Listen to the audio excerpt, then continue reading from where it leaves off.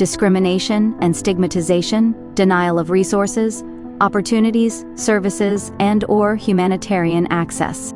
What acts or situations constitute the presence of the risk?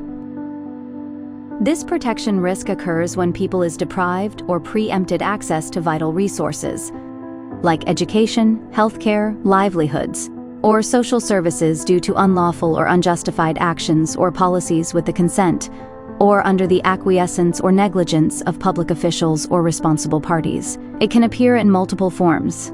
Discrimination is the act of treating people unfairly due to categories they are perceived to belong: race, gender, age, religion, sexual orientation, as well as other categories.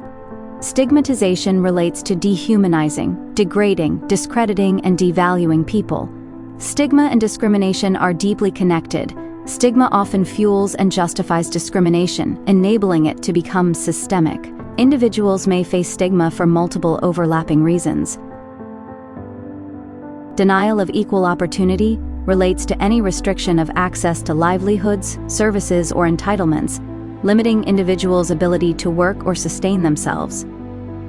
Denial of humanitarian access involves obstructing delivery of humanitarian assistance or deliberate attacks against humanitarian workers.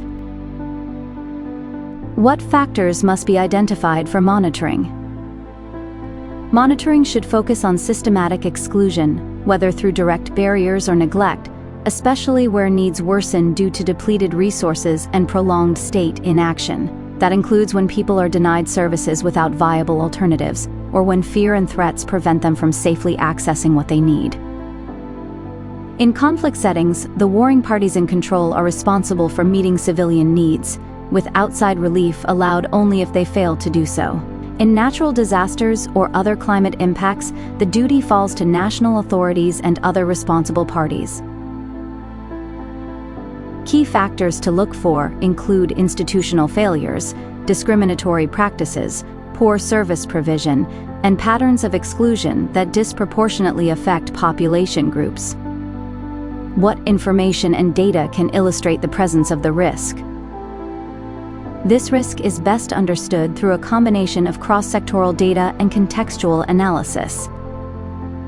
Food insecurity and livelihoods, limited food access, market disruption, debt. Service barriers to land, work, education, healthcare, safety. Protection threats, movement restrictions, aid denial, GBV, early marriage.